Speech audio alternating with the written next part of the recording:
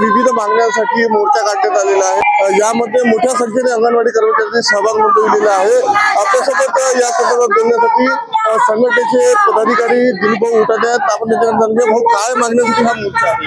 हा प्रामुख्याने योजना व्यतिरिक्त काम अंगणवाडी कर्मचाऱ्याला दिला जातो त्यासाठी हा मोर्चा आहे। आणि विशेष करून आमचा प्रश्न असा आहे की अंगणवाडी कर्मचाऱ्यांनी या ठिकाणी मुलाला शिकवायचं की ऑनलाईन काम करायचं की योजनेच्या व्यतिरिक्त काम करायचं अशा पद्धतीचं या ठिकाणी ही मागणी आमची आहे। आम्हाला मुलाला शिकवू द्या आणि मुलाला चांगलं घडवू द्या ही आमची भूमिका या ठिकाणी राहणार आहे।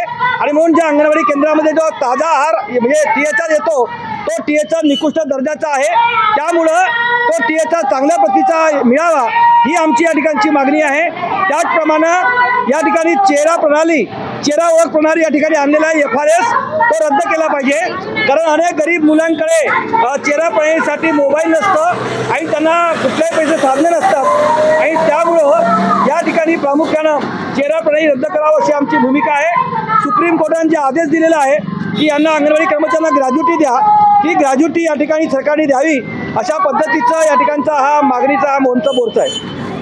पुढची भूमिका काय राहणार मोर्चाची? हे बघा, आम्ही जर सरकारने हे ऐकलं नाही तर मागच्या वेळेस आम्ही 54 दिवसाचा संप केला, आत्ता आम्ही 70 दिवसाचा संप करणार आहोत अशी भूमिका या ठिकाणी सरकारला आम्ही सांगितलेली आहे। आणि सरकारला आमची विनंती आहे कुठल्याही मुलांना पोषण आहारापासून वंचित ठेवू नका यासाठी म्हणून आमची मागणी आहे।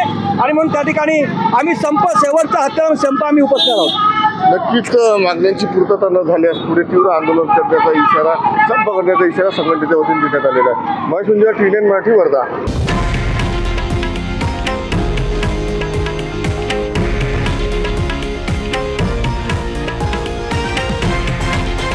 हे आहे देशातील नंबर 1 न्यूज नेटवर्क आणि आपण पाहत आहात TV9 मराठी, एकमेव।